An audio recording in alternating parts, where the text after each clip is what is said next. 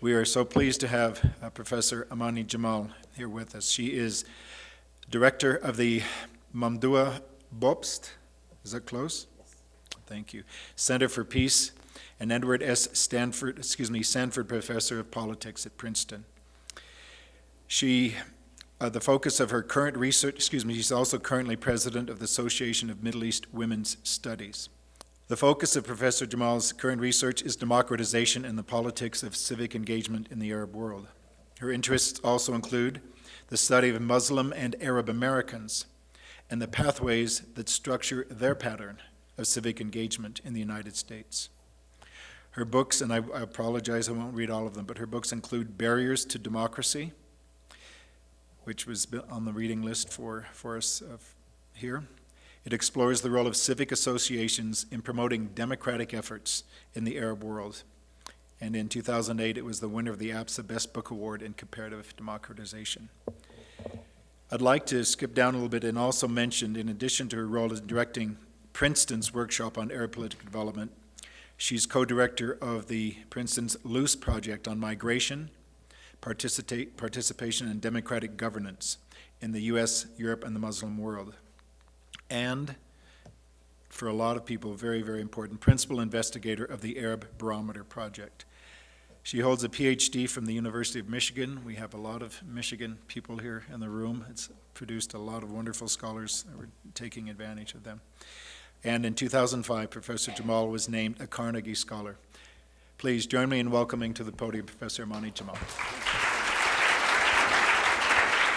you so much.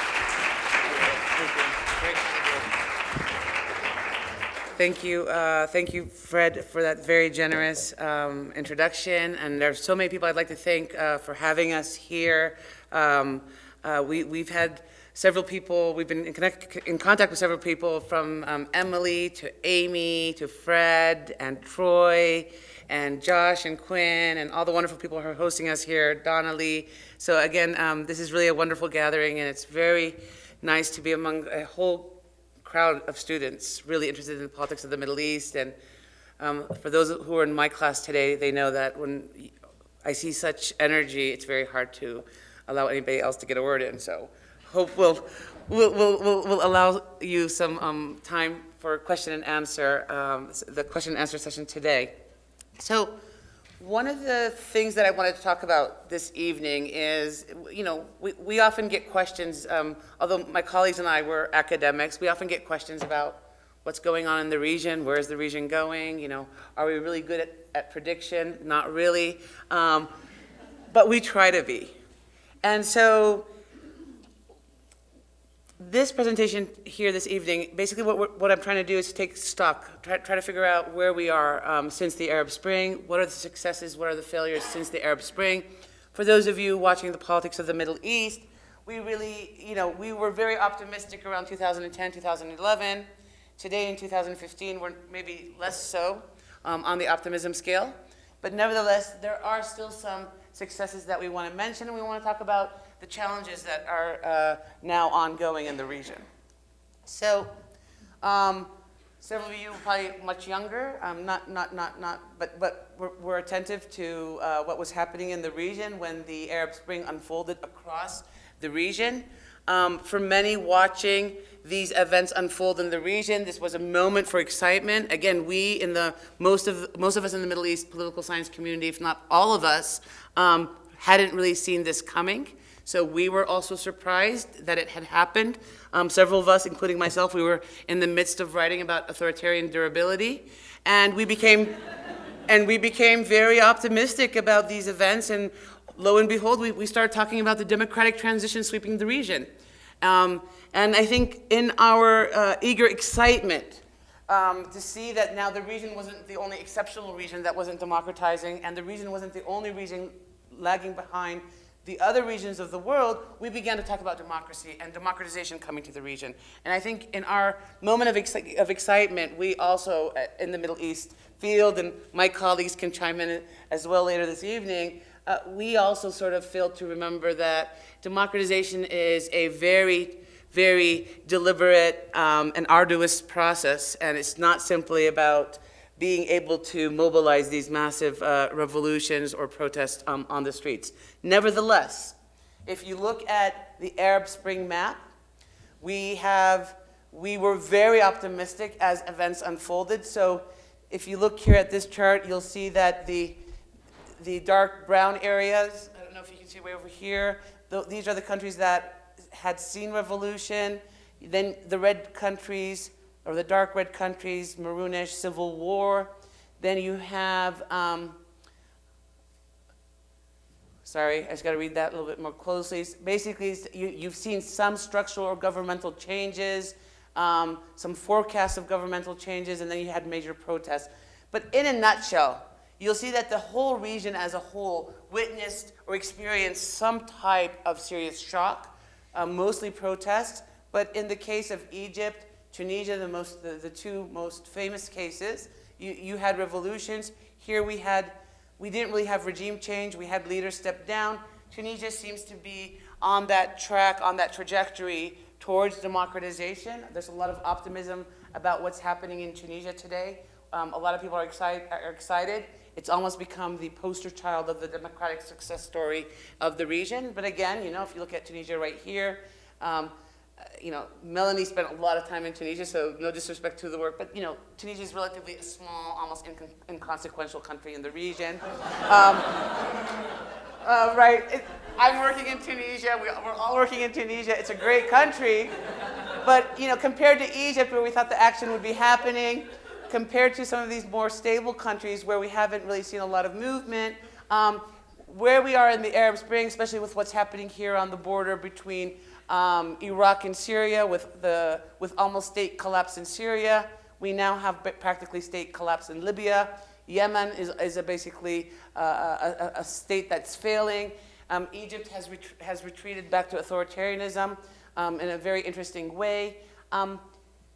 It's not a very rosy or optimistic picture today, unfortunately. And old cleavages and old powers that you thought were being weakened have now reemerged as major players, but are reemerging with more of a much more open and less shy ability to be authoritarian in your face. I mean, Saudi Arabia has really emerged as a key player in the region, but almost every single conflict in the region where the Saudis are involved is a conflict that is taking us back on the authoritarian roadmap. So, really quickly, we often get asked, so what happened? Why did the Arab Spring happen when it did? Why did it happen in 2010? Why didn't it happen during the third wave or what's called the fourth wave? Why did it happen in 2010, 2011? And there are a lot of explanations out there. I mean, some of them are about period shifts, that you had really bad economic crisis to begin with, and things just gradually worsened.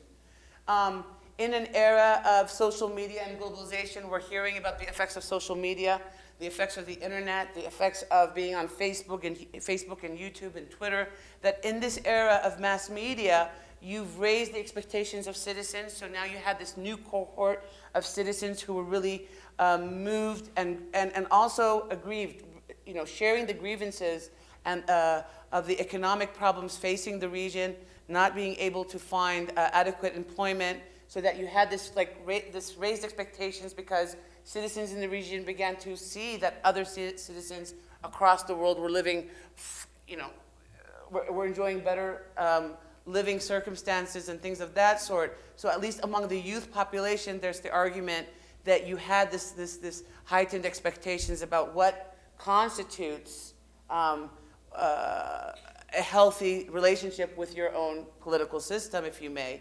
And then you had this old social contract, this national social contract or this rentier social contract that was basically on the decline. And what does that mean? If you look at the 60s and 70s, the history of the Middle East, the 60s to 70s, you had these old social contracts where more or less states would try to provide these security nets, these welfare packages, would try to guarantee employment for their citizens.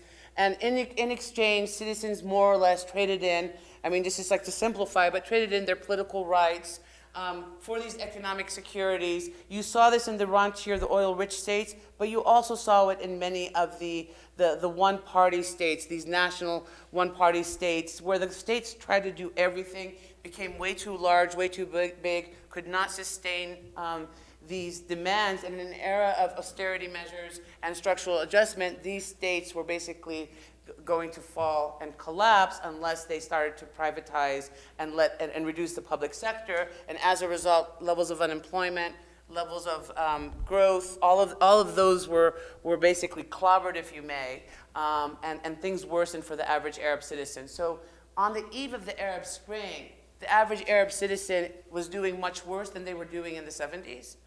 In terms of real GDP or per capita GDP, they were doing much worse. Employment opportunities were not there. You had people holding graduate degrees who couldn't find adequate employment. They were moonlighting as taxi drivers at night. So for the average citizen, things didn't look really rosy. On top of that, they weren't enjoying the political and civil liberties that other nations were enjoying. So it was a grim picture. Add to the Middle East all the ongoing conflicts, right?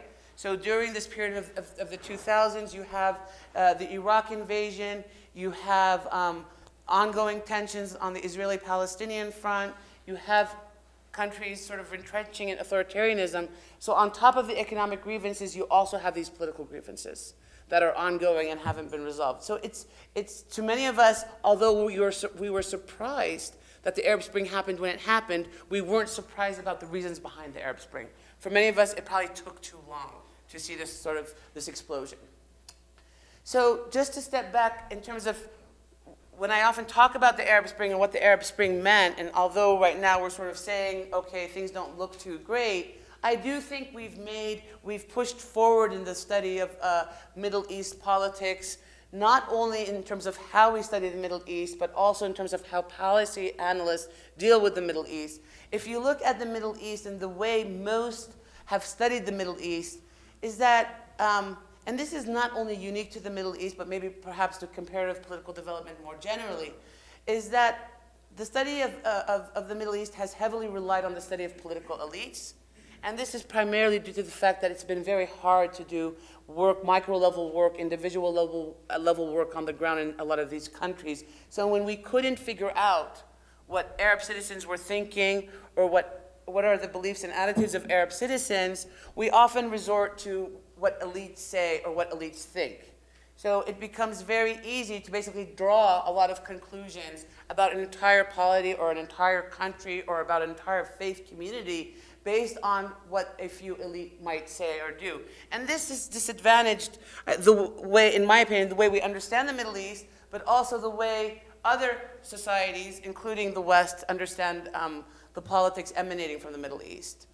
So not only were the models taking the role of elites seriously, there was a lot of focus on structures and institutions, so sort of the authoritarian structures, the authoritarian institutions, and we sort of assumed that because you had these structures and institutions in place, maybe the natural, logical conclusion is that at some level, there might have been citizen buy-in for the sustenance of these institutions. So it became very easy, or I think almost convenient, to argue that the reason why we have authoritarianism in the region is not because we really have authoritarian leaders and authoritarian structures, often supported with external actors that weren't questioning or weren't doing enough about the authoritarian realities in the region, but because we have these institutions, there must be underlying support for these institutions among the societies. And because we couldn't really test this, we were often drawing these conclusions about the religion or certain aspects of the religion in terms of sustaining the authoritarian structures. We didn't have a lot of micro-level data. I mean, when I was a student of political science at Michigan, and I was working with Mark Tessler, and many of you know that Mark Tessler was doing a lot of public opinion work earlier on in his career. But by the 1990s, when I was a student and I wanted to employ public opinion data, the number one thing I would often get, or the number one concern I would get from some of my mentors was, well, you're working in an authoritarian setting. Who cares? Who cares about public opinion, right?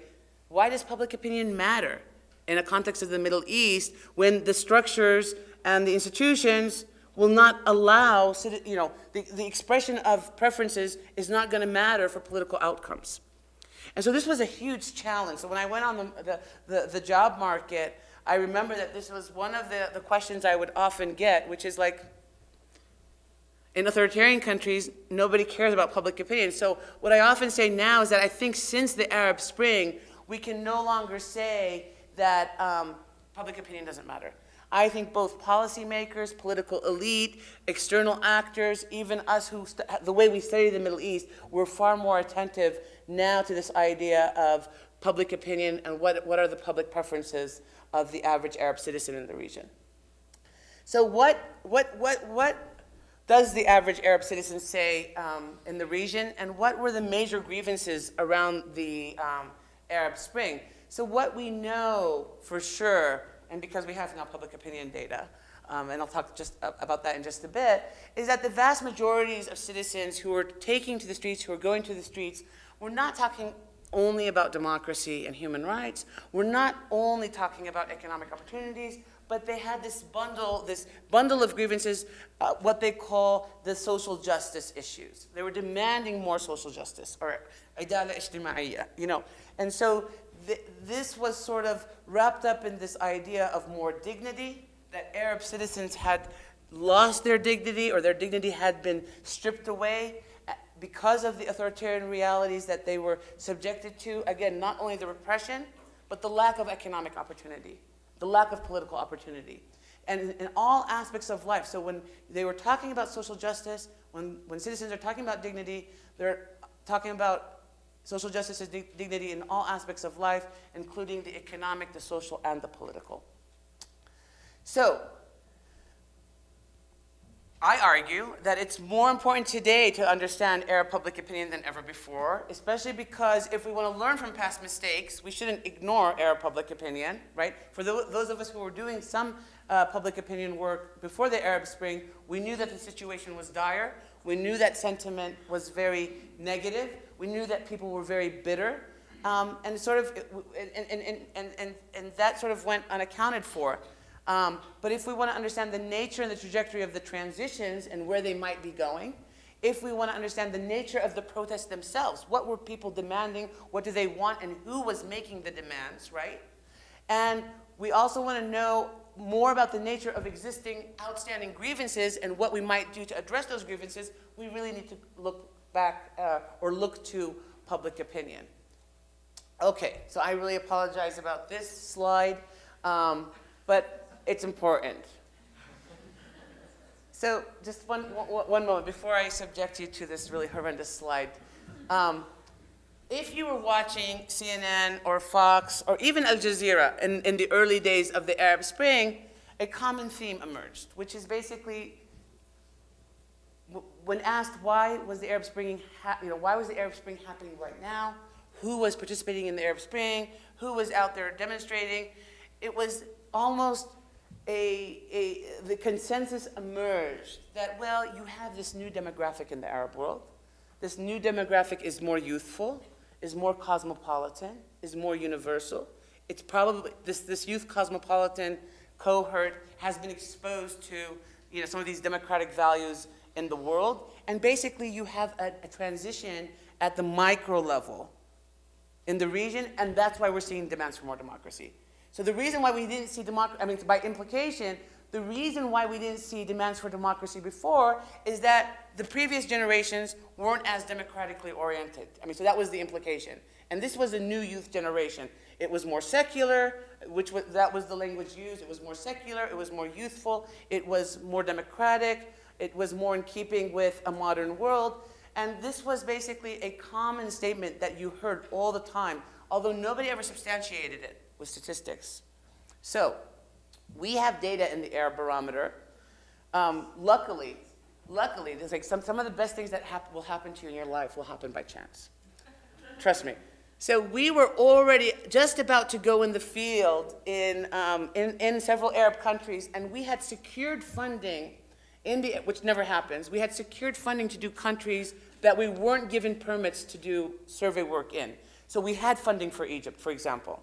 But we could not get the government to approve our going in and doing public opinion work in Egypt under Mubarak, right? I mean, they said we can go in and ask about like levels of education, like, are you educated or not? But we couldn't ask about opinions about the government. So then the Arab Spring happened and we had our funding, so we had already mobilized we had our teams in place, so we went in. And so a few things, the reason why I want to show you this is not because you have to know all of this, is because I do want to show a few things about some of the things that emerged from the way the media covered the Arab Spring and the actual reality. So we have data here on the population, the entire population of Egypt, the entire population of Tunisia, and I know you can't see it, so sorry, but trust me. And then here is the percent of protesters in Egypt and the percent of protesters or demonstrators in Tunisia.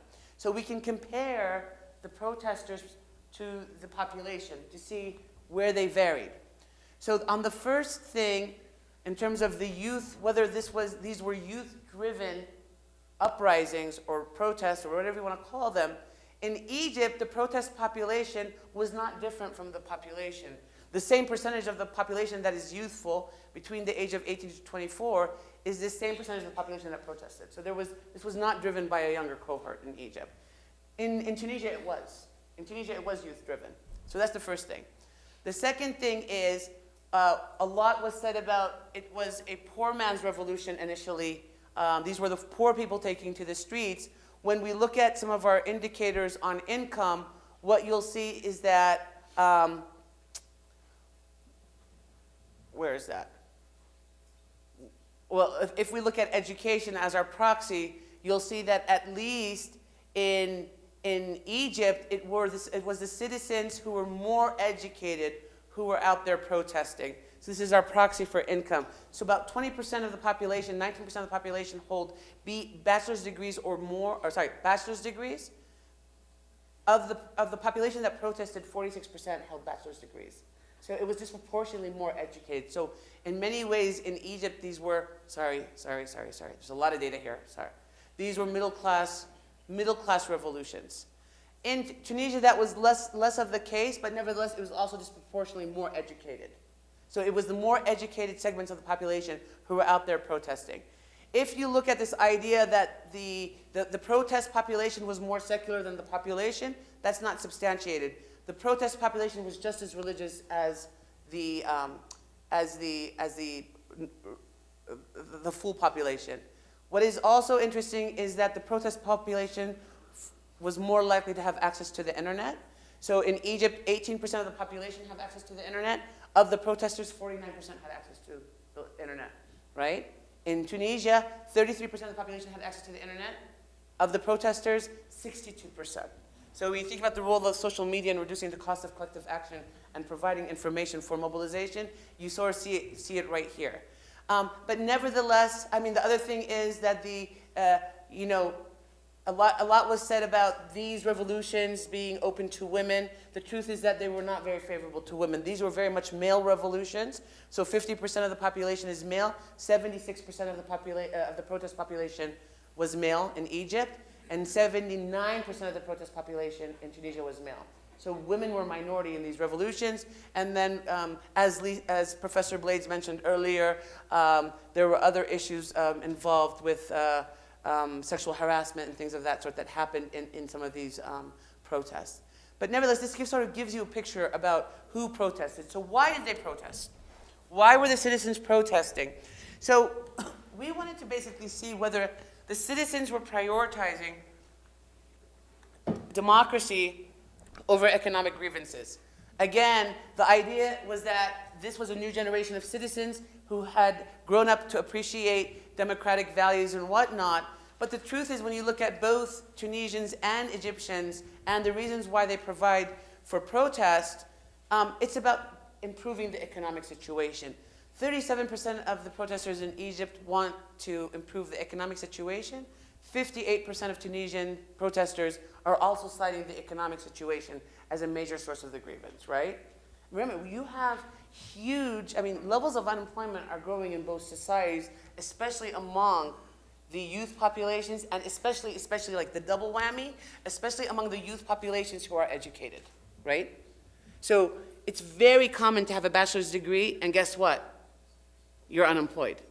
It's very common to have a bachelor's degree, and you're still waiting. You're being promised a job that you'll probably get in 3 or 4 years. And you don't even know why you're waiting for a job for 3 or 4 years.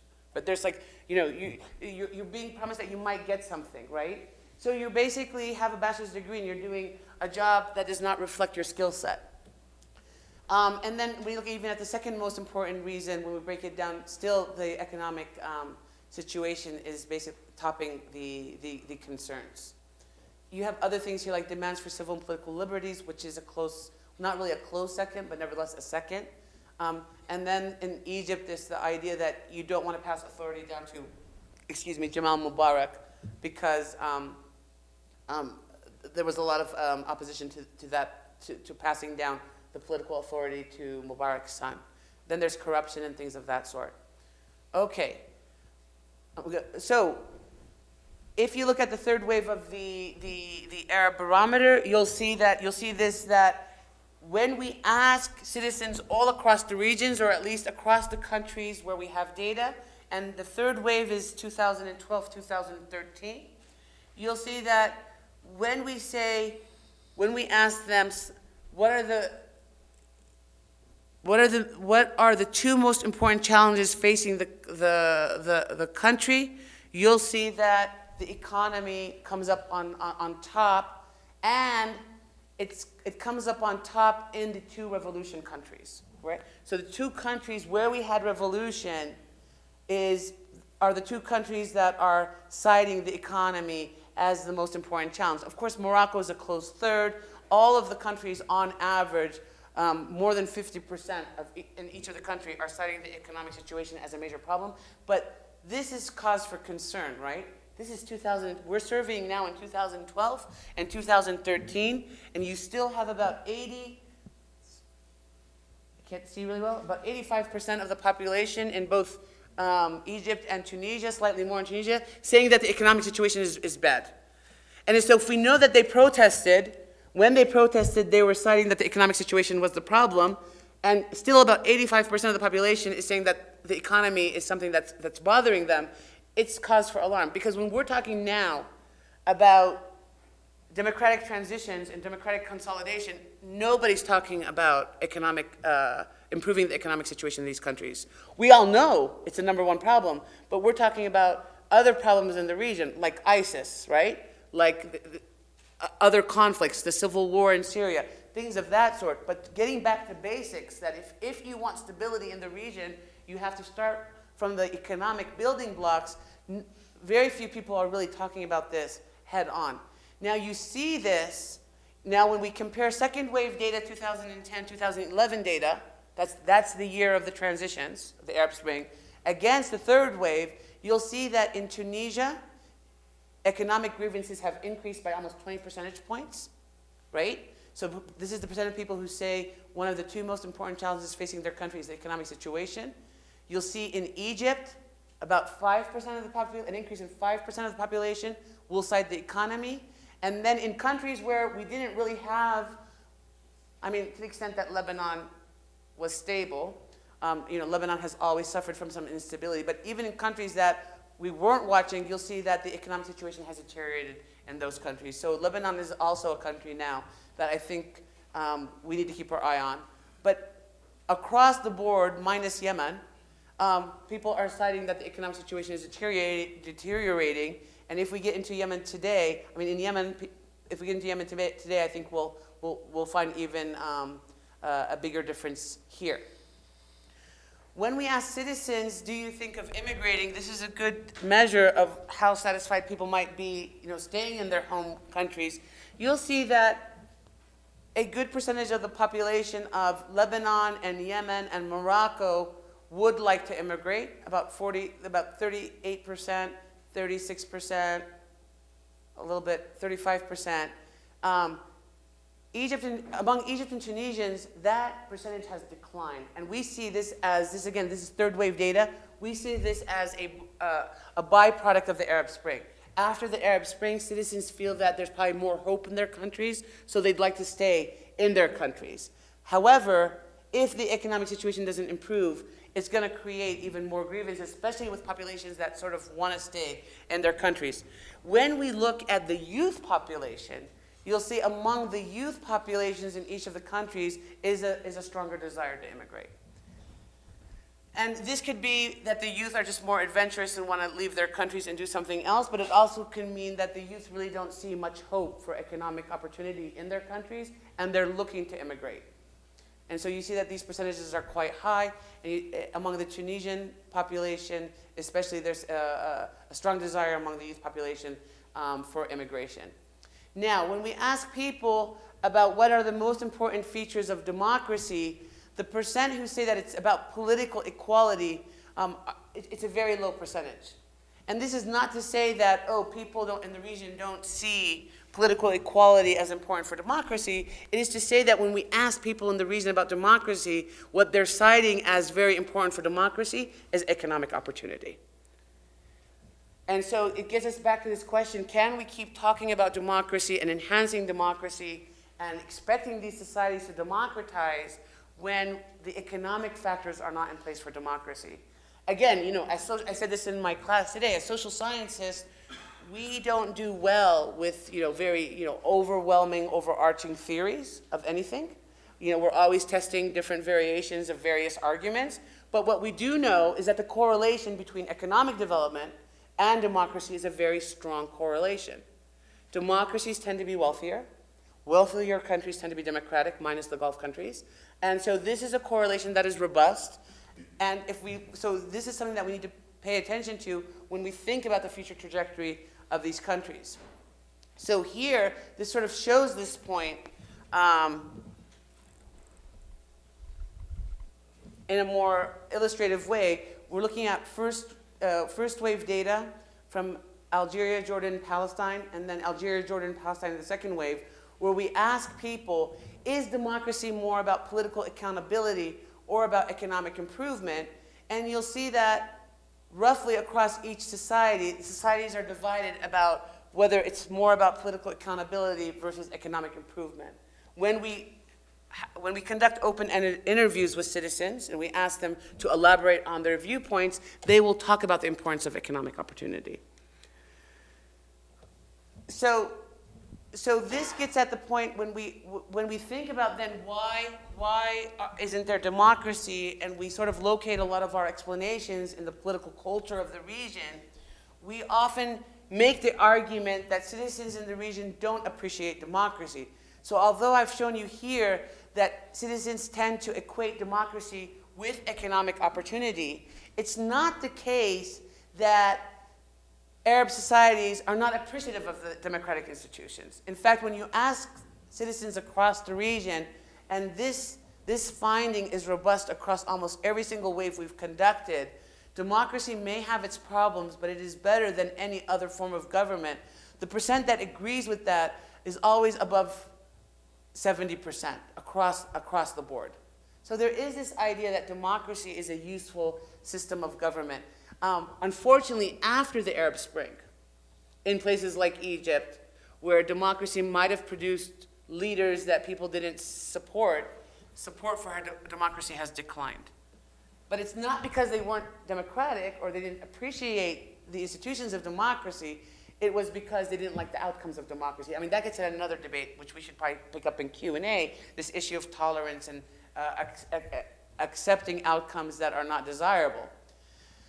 Again, to get at the cohort shift argument, this is, again, Arab barometer data where we took the youngest cohort across all the Arab barometer countries. This is, I believe, the second wave. And we took the not youngest cohort. So we sort of like compare the youngest group against the older group. And we look at a series of indicators here on elections, freedom to criticize the government, income equality, and what's that last one? Basic necessities, sorry. I can't see that close, okay. I'm not getting older. Yeah. Yes. It starts high and then goes low. Okay, so in this group over here, it's all the younger generation in the Arab barometer across the region. And this group here is everybody else. means the older generation. And so this question here is basically saying, in this category of citizens who are not the youngest generation, did they believe that democracy was about free and fair elections, right? So you see on this measure, the youngest generation comes out about at 0.3. This is on a 0.4. I think this is the 4-point scale.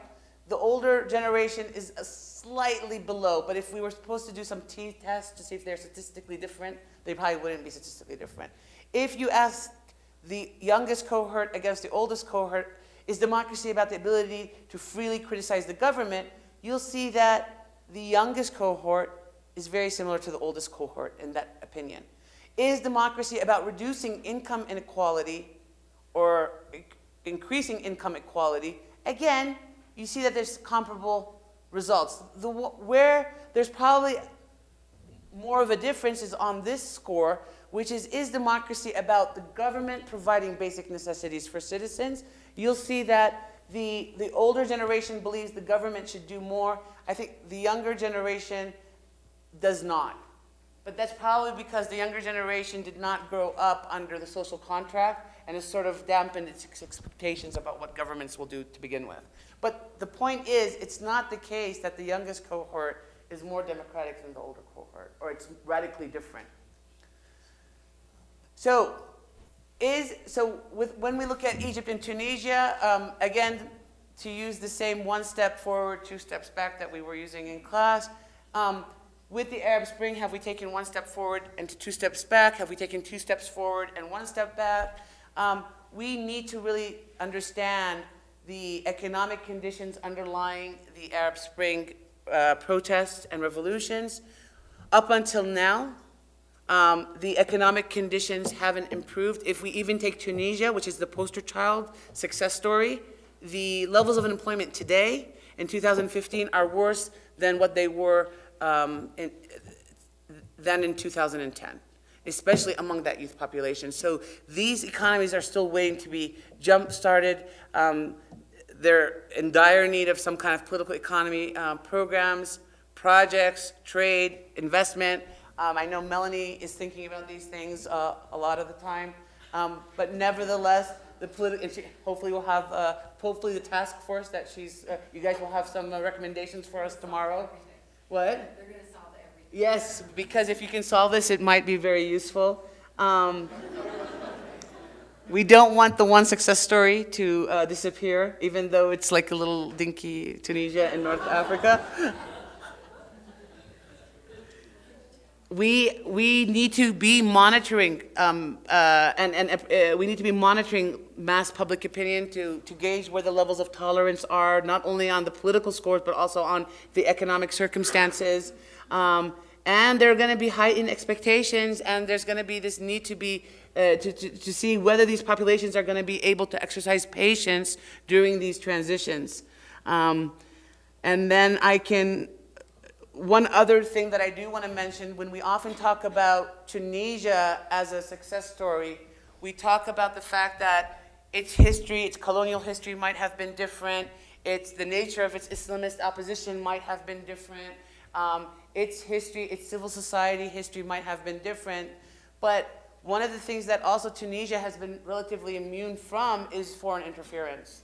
Most foreign countries have not intervened very much in Tunisia's history, and therefore people will argue and have been making the argument that because you don't have external actors who are invested in any one particular outcome, it's sort of probably one of the reasons why the Tunisians were able to come together to solve their own problems, even when they had internal crisis and the possibility of internal breakdown. I mean, unlike the situation in Egypt. When we poll people about the extent of what foreign interference does for political reform efforts, you'll see that whether substantiated or not, the vast majority of citizens across the board believe that foreign interference has harmed reform efforts in the region.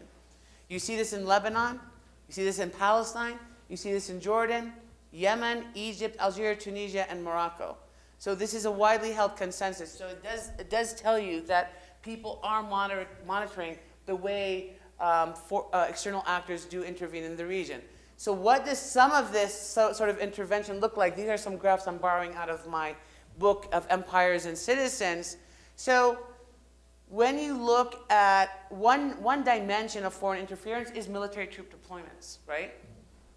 And if you look at the history of military troop deployments, at least since the post-Cold War period, from 1991 onwards, and even if we had data that extends to 2010, this pattern holds, you'll see that we have more U.S. military troops now in the Arab world than any other region of the world. Even in this period of reducing troops, we still do have a large troop presence in the Middle East, in Bahrain and elsewhere. This graph excludes Iraq and Kuwait. If we include Iraq and Kuwait, you'll see that it just blows this chart apart.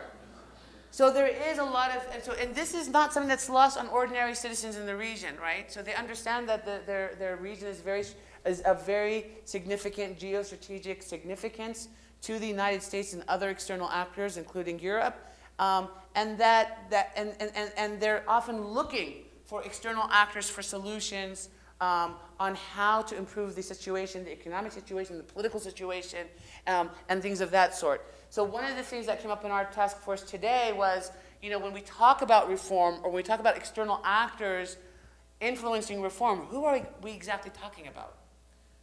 I mean, is the burden always going to be on the United States? Is it going to be on the United Nations? Is it going to be on the World Bank? Is it going to be on the Europeans? Is it going to be on NATO, the EU? But I suppose it's fair to say that since the U.S. is probably one of the most entrenched regions or countries in the region, a lot of the responsibility, or at least people are looking for the U.S. for some of these solutions, although they might be impossible. So some of the successes of the Arab Spring is that public opinion does matter. Citizens, I think, are now finally included in the equations. I don't think we're still listening to the grievances emerging out of the Arab Spring. The fact that the sentiment about economic conditions is becoming worse year in and year out since the Arab Spring is not personally reassuring. And if we're invested in stability, we don't want we don't want more of these states to collapse. I think it's very important, it's imperative that we understand what's going on. Some of the failures and challenges is that, the economic problems still persist. This idea of social dignity, or has dignity returned to the average Arab citizen, we're still waiting for that to happen.